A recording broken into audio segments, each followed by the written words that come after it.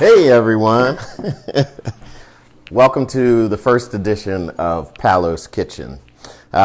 We've been doing some prep, but I really want to give a shout out to everybody who is stuck at home, and I've had a few folks see some of the stuff that I've put on my home cooking Facebook photo album and say, I really want to learn how to cook, I really want to know what you're doing and how you do it. First off, I am not a trained cook. All my cooking came from watching grandma, mom. I grew up with a number of folks who were talented home chefs who taught me things. So, this is something that anybody can do. And so we're going to start tonight with a Shrimp Florentine with pasta. And everything I do at home, I do from a space of looking at what's out there, looking at what's in my refrigerator. I never use recipes. I just look in the fridge, see what I have. I go to the farmer's market, see what they have there, and I bring stuff home that looks fresh. Normally, not in these times. I shop maybe 2-3 times a week. Try and get organic food, but we can't always do that and we can't always afford it. So, just get the best quality ingredients you can. The better ingredients going in, the better ingredients coming out. And also, it's just a way of taking care of yourself if you can get the organic stuff. So when you're starting to cook, the first thing you do is prep. And we've done a bunch of the prep, but I'm going to show you some of that prep to start out. And you want to have everything in place. In France, they call it mise en place, which is literally everything in place. So you don't want to have to go into the fridge and out unless there's a need for that. So it's best to have as much as you can. I love these like tiny bowls, because then you can separate your ingredients, and when you need them, you can just scoop them up and grab them. And just to walk through some of the things that we have here, and I'll walk you through as we're doing it. We have some chopped garlic, which I've sliced. We have pine nuts, which we'll incorporate into the meal. We have sunflower microgreens.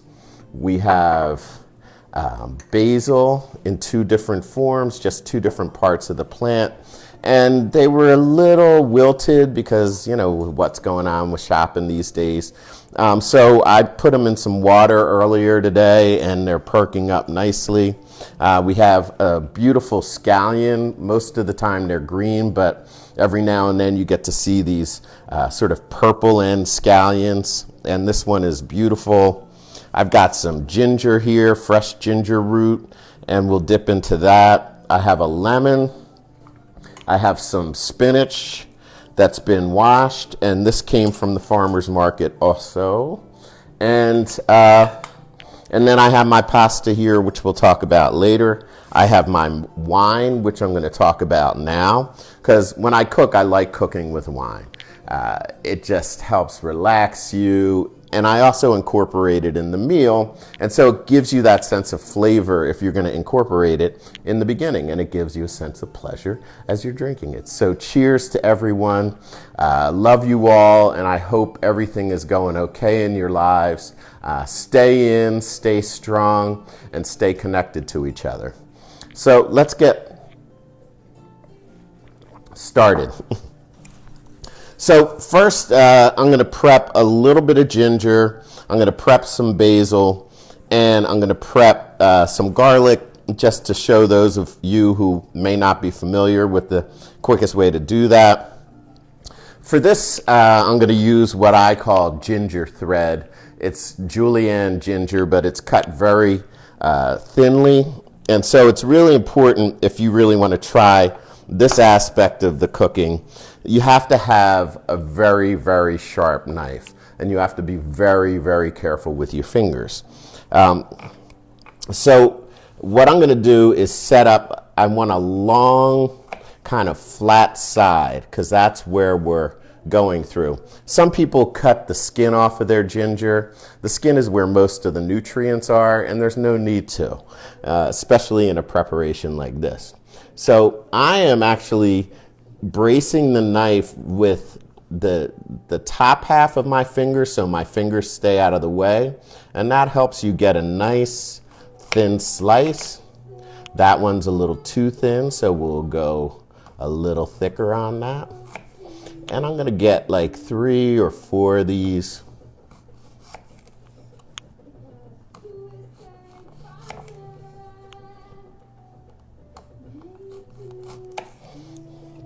Okay, and once you've done that, you don't want the end in this part because that's it's going to be too chewy for this, but the little bit of skin on the edge is totally fine. So what I do is I just lay it flat, all in a stack, so we can cut multiple pieces at a time. And I repeat the same process by cutting as thinly as I can, and it makes these amazing thread-like pieces of ginger that won't give you that kind of heavy burn feeling. It's just going to give you a nice light touch of bite in your food. And we're going to saute these with some garlic to get what I call ginger thread. And you can cut it almost all the way to the end.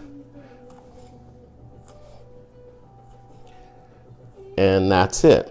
And so as you see, that gives us a very kind of hair-like ginger, which is amazing when we saute it up. So I'm going to put that in one of our ready dishes. We'll use that in a little bit. Now for garlic. Garlic is something, there's a few things that I always keep in the house. I always keep ginger.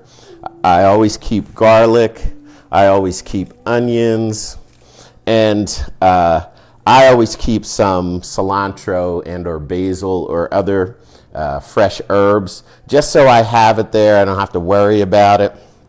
So let's move on to the garlic. So garlic, some people find challenging, it's got a skin on it, some people find that difficult to deal with. But if you can just cut the end off the garlic and get rid of the rough part, and then open up these cloves, and they each have a skin on it. If you try and pull the skin, you'll be picking at it for a while. But a technique that I was shown when I was in college was you can literally just smash the garlic, and we have some prepped. So I'm going to put those aside. I like to clean off my cutting board between things, but I just move things like this, dry things that I can clean up later, right onto the counter. It's actually pretty, and it reminds you of where you've been in your cooking. So I also want to julienne some basil. And julienne is just really a thin slicing of something. And basil, if you can get these nice big leaves, you can stack them on top of each other and then literally roll them up just like this. And so you have a tube, and then all you need to do is slice them, and you get this beautiful stack of basil.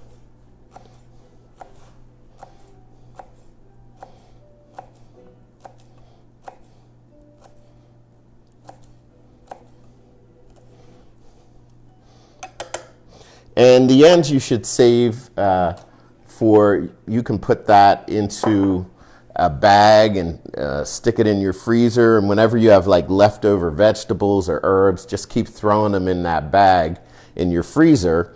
And then when you're ready to make soup stock, you can pull that out, pour it in, and you're creating a beautiful, very flavorful surprise vegetable stock because you don't know what you have. So I'll save these for later too.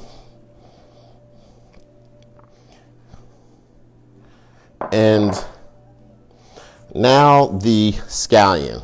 So scallions have it's kind of, it moves from the front to the tips.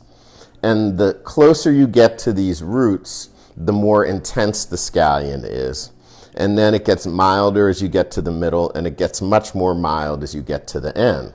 And so I usually separate my scallion into two sections. One is the sort of more bitter, sharp side, and then the sweeter ends, so that I can cook them at different temperatures. If you cook the ends for too long, they just turn into mush. They make great garnish and just throwing on top fresh, or you can cook them very slightly. But in this case, I'm gonna just pull aside the stems, cut that off. And this part, since it is sharper, you wanna cut more thinly. And then you can gradually get longer and wider pieces as you move up, because you'll have less sharp flavor, and so it can take a little more thickness in your preparation.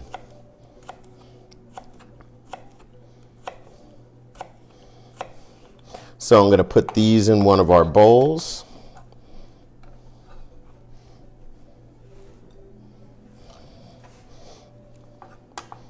And these are going to go in pretty early, not as early as the ginger and the garlic, but earlier than most of the other ingredients. And that brings me to, how do you time your things out? So if you want to land the plate on the table at 8:05, which I'm guessing we're going to do. I also don't like cooking longer than for 45 minutes ever. And I always plate my food. Right? I always make it look beautiful, even if it's me just eating it.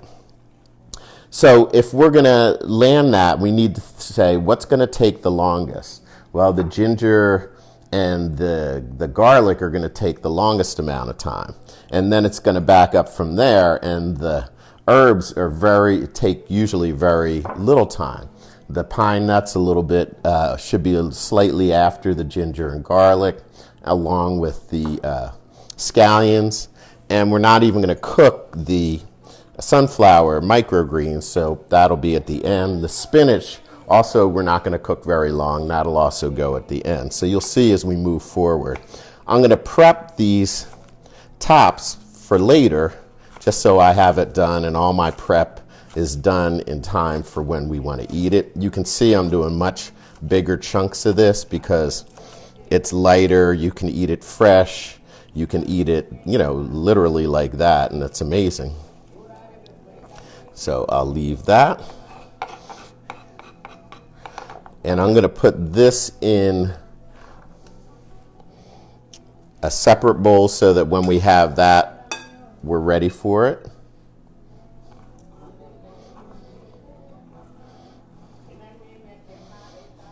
Okay, and I think that just about ends our prep. I also have here, let me do one more prep piece for you, the shrimp. I have here, we've prepped the shrimp, taken them out of the shells, which I'll show you how to do. But a lot of people just throw these out. These are super useful for flavoring broths and liquids, and I'm actually going to use it to flavor our spaghetti broth tonight. So, shrimp.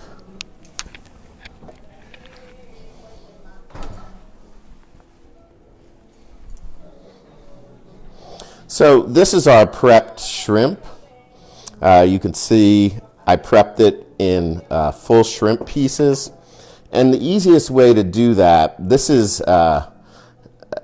are large shrimp, and the vein has been removed already in the store. They're frozen. I just put them in a little warm water for about 15 minutes, and they're totally thaw, so you don't need to worry about taking them out of the freezer. And you just spread the shell away from the actual shrimp, and you see the legs on the other side. You just literally keep unpeeling this shrimp. And then if you want that little tiny tail section, you got to get right down to it. And if we're lucky, yep, we get that little tiny tail section. That's the perfect way to prep the shrimp that you're actually gonna want to leave whole. If you're cutting it, you don't have to get all that detailed with that. Okay, so let's start cooking. Let me wash my hands a little bit. Keep washing those hands.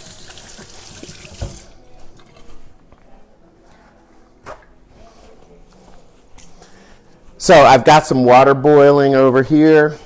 I have my pan that's starting for the saute. The pasta, literally, the kind of pasta we use, this is actually locally made pasta. I get it at the farmer's market under 83, the Baltimore farmer's market, Cavana. And it's a wonderful Italian man and his wonderful Italian wife, and they make it, and we talk it up. He teases me all the time, but the pasta that's not dried, this was actually, I freeze it since the market closed in December. I just freeze the pasta, and then it's right in the freezer when I'm ready to use it. And it's spectacular, and it takes literally about 2 minutes to cook. It's not like the 15 minutes for dried pasta. So we're going to start with the garlic and the ginger. And we also have an amazing olive oil company here in Baltimore. It's called Dimitri Olive Oil. And they have a place on Saratoga and Maryland Avenue. And you can get gallons or multi-gallons of olive oil, which we use regularly, and I just pour it into a little tequila bottle without the tequila in it. And so we're going to start with some olive oil.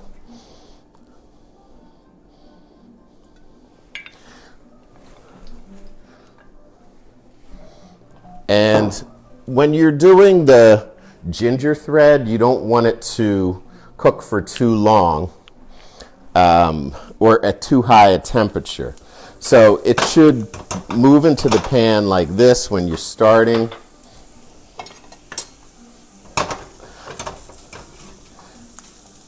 You like to spread it out.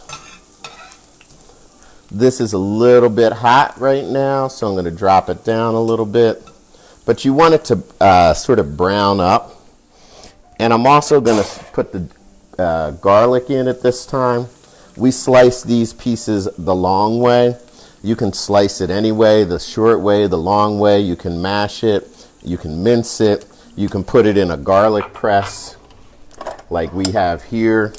If you stick the cloves in there, you can just simply squish them down and it pushes the garlic out if you really want a super fine garlic.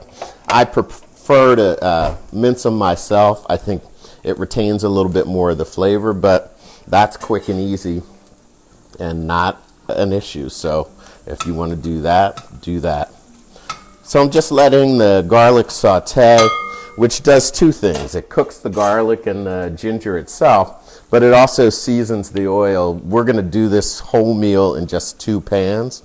So it seasons the oil. You don't want to pour off that oil and then cook something else.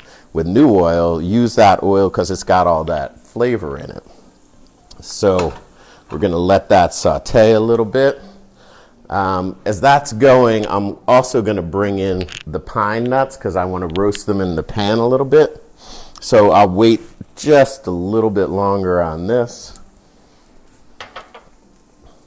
And in the meantime, I'm going to get my water going. We use Himalayan sea salt, and you want to put some of that salt into the water because that helps give the pasta a really nice flavor. Some people like a lot of salt in their pasta. I like a little bit of salt because you can always add salt at the end of the meal. Other flavors need to get into the actual ingredients. And I'm going to get our shells from the shrimp, and I'm going to put them in a strainer and just let them sit in the water. You'll notice they'll immediately start turning this amazing orange color. And so let that go. And in the water, before we put the pasta in, I'm going to put some more olive oil, which helps keep the pasta from sticking together, but it also gives it that amazing flavor. Give this a little more volume. Our ginger thread is just about done. So the other thing I love are tongs. Not everyone uses this, but when you're trying to move things around rapidly, they're great. They have a little lock on the back. You push it in. These are like $10 or something. And this ginger is just about right. See how it's kind of curled up? So I'm going to get that, and we're going to plate with that a little bit later. So I'm going to take it out. I'm going to leave the garlic in. And I put the ginger on one side of the pan and the garlic on another side so that I could easily remove the garlic. But now we can just move that garlic around. I'm going to get our pine nuts working here. Let them roast a little bit with that garlic.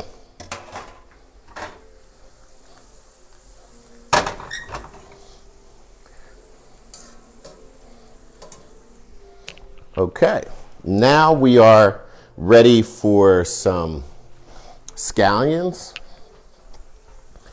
So I'm going to add the scallion, just the bases of the scallions, not the tops.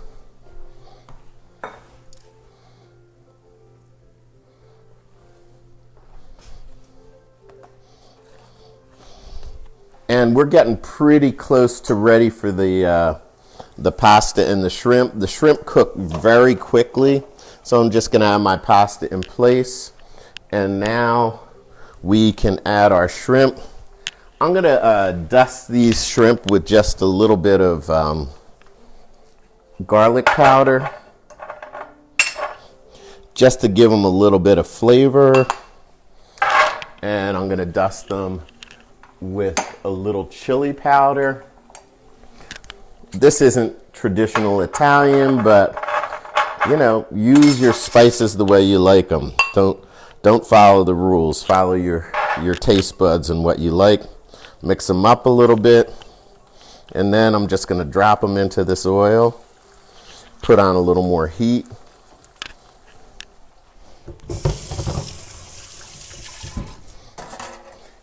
And you want to move these around so they cook evenly, lay them nice and flat, and then we'll flip them over. And you'll see too that they too start getting that nice orange color. The shrimp, the biggest thing with shrimp is to not overcook it. If it overcooks, it gets super hard. And you can actually serve, you know, proper shrimp raw, as they do in some Japanese restaurants. So it's not like chicken or pork or something where you have to worry about it being raw, that it's going to hurt you. But it's good to cook them through. So I'm going to turn these. You can see they're about half cooked on that side.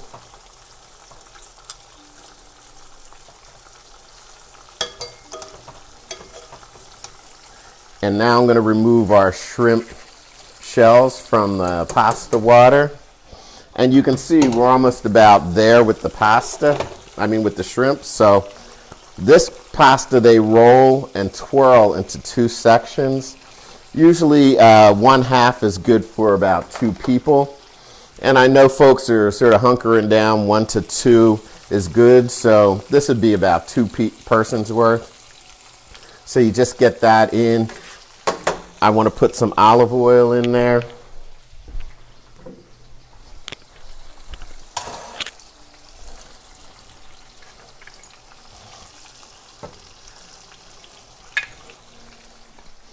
And again, that's both for flavor and for helping to keep the pasta separated. You definitely want to move your pasta around. I know some of us have had the experience where we put our pasta in the cook and you get these things with like 5-6 pieces of pasta stuck to each other. And that's true of fresh pasta or dried pasta. But if you move it around in the beginning, lift it out of the pan so that olive oil gets around it, then you'll not have that issue. Okay, these shrimp are almost done. Flip them over one more time. And now we are ready for our spinach and our basil. I'm going to do the basil first just to give it a little sear. And the spinach goes in last because you're really not even trying to cook that. You're really just trying to have that really float on the surface and retain some of this. If you cook the spinach for about 5 minutes, it's going to turn into about 1/10 the size, but we want to retain some of that size. And then you start getting it into the ingredients.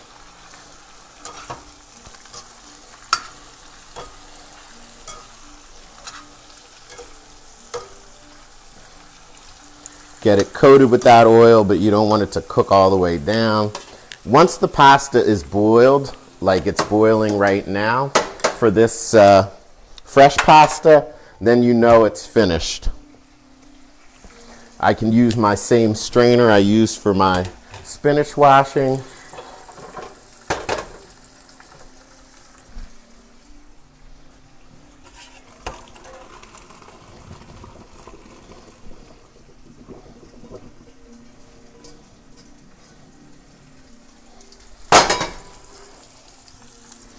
And now I'm going to toss the shrimp and spinach into the pasta, into the same pan that I cooked the pasta in.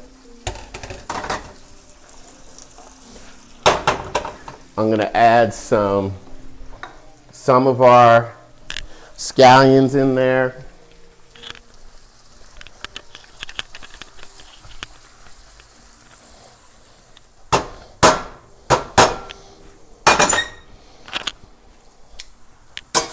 And now I'm going to mix the pasta and the shrimp and all the ingredients together. And then we're just about ready for plating.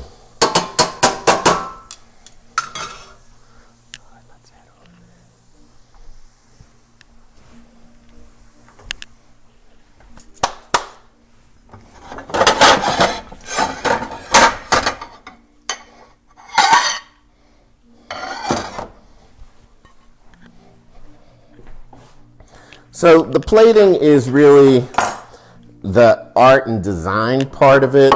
This meal doesn't require a ton of design, but it's worth paying attention to. And I'm gonna get my counter a little prettied up.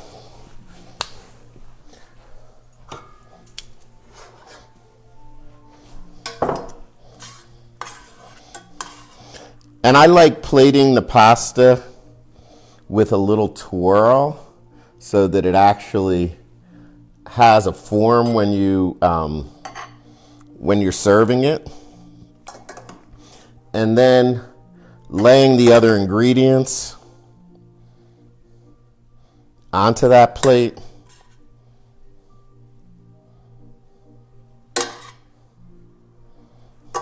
And as you can see, I'm like, what's my design going to be? It's not like I have a preconceived design, but what does the plate want? What does the plate need?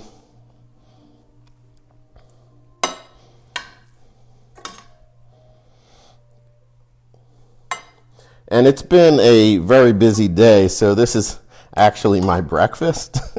So you can have anything any time of the day, and you can eat any meal any time of the day.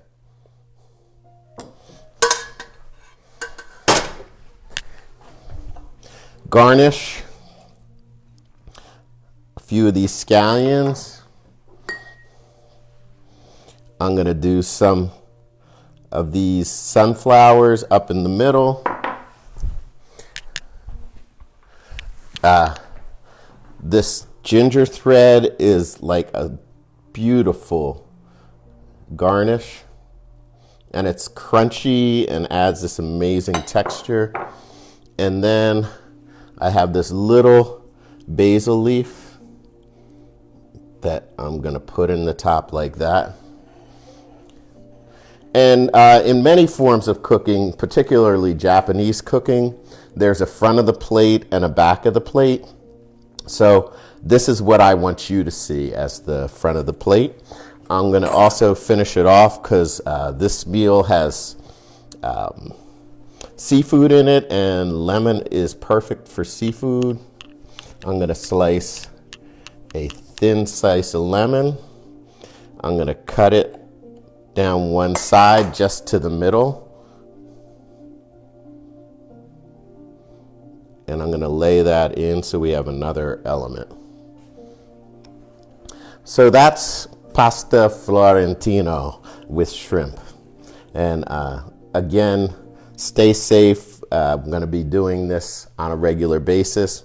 We're actually going to try and invite like 10 people to join a Zoom call in which we work with them over the period of 4 or so weeks.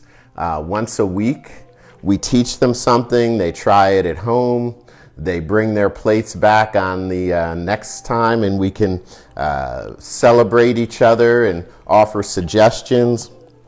The last thing that you do before you serve this plate is a little Parmigiano Reggiano, and this was my grandmother's, I think. I love this grater. It's my favorite. It's got a little fine grate. It's got the big grate. It's got a nutmeg grinder, and if you want to make a powdery grate, you got that. It's a great grater. So we'll finish it off with some spring flower snow that we had the other day, and there you have it. Enjoy.